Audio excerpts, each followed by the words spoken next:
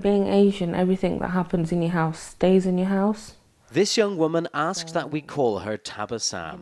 She was abused as a child in England, and her life's ordeal continued when sent to live with her extended family in Pakistan.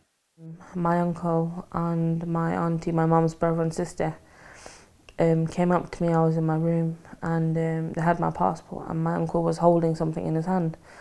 And he goes, you're not going back now, you're staying here. You're marrying my son. If you don't, and my uncle, obviously he showed me what he had in his hand, and it was a little handgun. And he goes, if you don't marry him, then I'm just going to shoot you. And I'm going to call your brothers over and shoot them. What did they tell you, though, was the reason? They just used to say that no one else is going to marry you. Your past, your situation, no one will even look at you. Even till day, I still can't believe, what they did. I'm their sister's daughter. The sisters died. If it was anyone else, they would look after, the kids. Tadhg's sad story is not unique. It's reflected in communities all over the world. The numbers threatened with violence if they don't follow their family's wishes is difficult to estimate. In the most extreme cases, some are murdered. This is Kandil Balak, a social media celebrity in Pakistan who was murdered by her brother last month. The clothes she wore, the things she said to her followers displeased him. She tried to spread a message of women's empowerment. Happy? But he took her power away, thrust the issue into the global spotlight.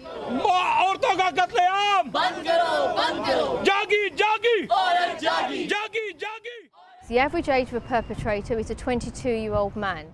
Anita Prem has worked with victims and campaigns on their behalf. I believe when we set the charity up that this will be a crime in the past, and within a generation we could say it's not going to happen anymore. I was wrong.